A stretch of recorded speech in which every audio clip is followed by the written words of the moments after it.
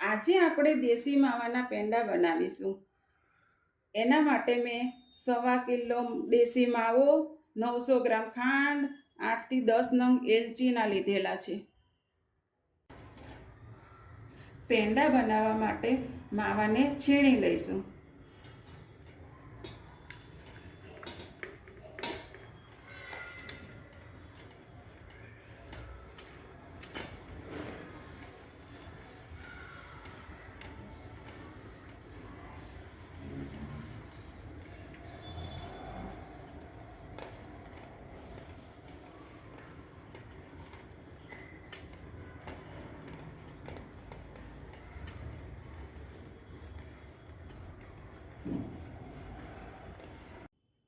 માવો છીણાઈ ગયો છે.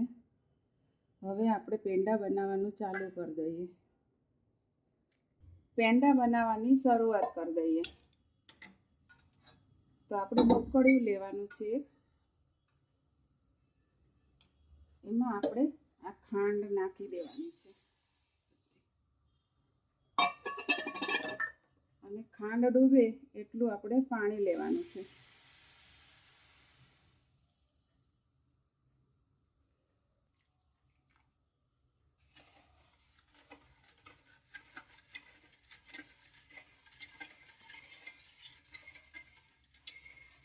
ખાંડ ઓગળે ત્યાં સુધી આપણે ચલાવવાનું છે. આપણે આની 2 તારની ચાસણી લેવાની છે.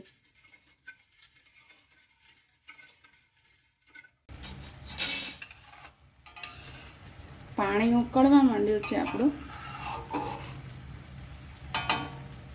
હવે આપણે એમાં આવી રીતે આ મેલ થાય બધું લઈ લેવાનું છે.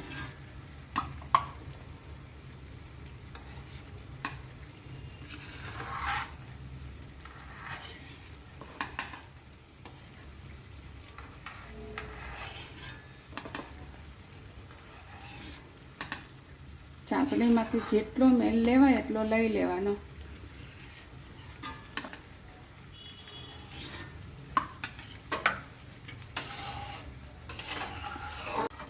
હવે આપણે આ એલચી નાખી દઈશું.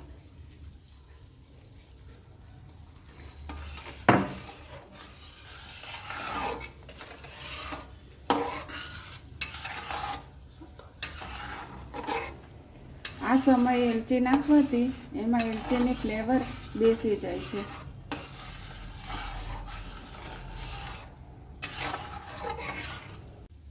હવે આપણે જોઈ લઈએ ચાસણી તૈયાર થઈ ગઈ છે કે નહીં. ગરમ હોય એટલે થોડી ફેલાવી લેવાની, પછી ચેક કરવાની.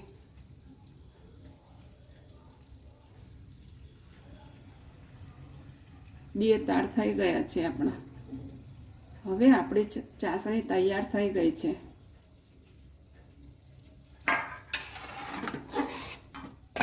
આપણે આ માવો ચાસણીમાં એડ કરી દઈશું. ગેસ તમારે ધીમો કરી દેવાનો.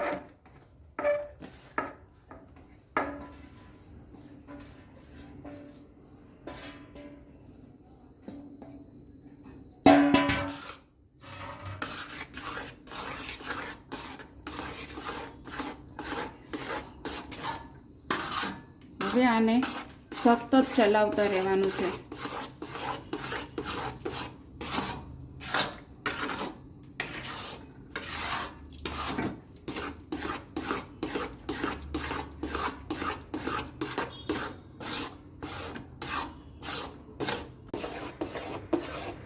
આને સતત ચલાવતા રહેવાનું જ્યાં સુધી આપણું ઘાટું ન થાય ને ત્યાં સુધી.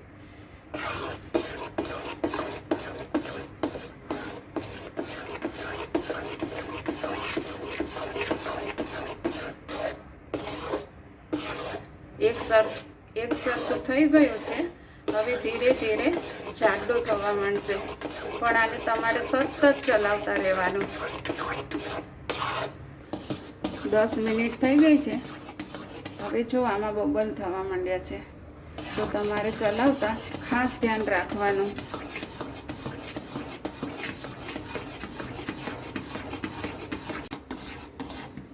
હવે આપણો પેંડા બની શકે એવો માવો થઈ ગયો છે. તો હવે આપણે ગેસ બંધ કરી દઈશું.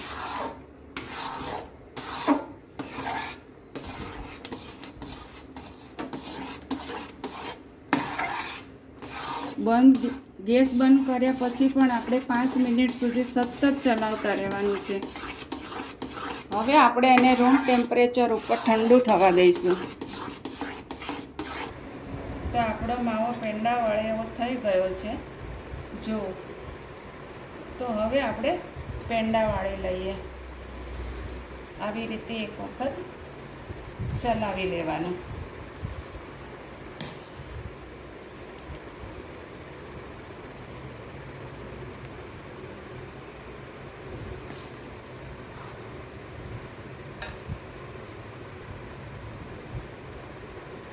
આવી રીતે તમારે લઈ લેવાનું.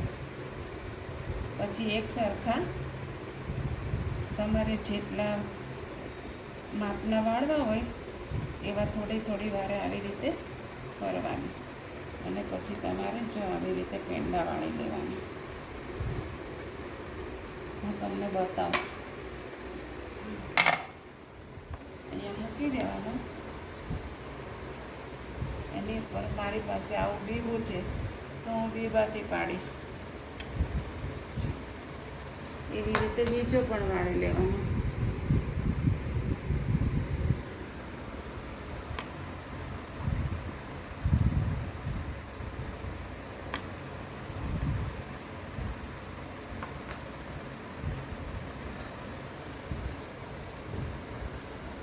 તમારે સ્પીડમાં કરવા હોય તો આવી રીતે બધા બીબા લુવા કરી દેવાના. અને પછી એક સાથે આવી રીતે બીબા પાડી લેવાના.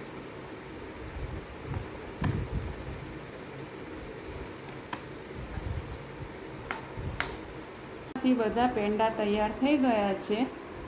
હવે 4 થી 5 કલાક સુધી આમનામ ઠરવા દઈશું. આપણા પેંડા તૈયાર થઈ ગયા છે. બન્યા છે ને એકદમ સરસ. જો હું તમને તોડીને બતાવું.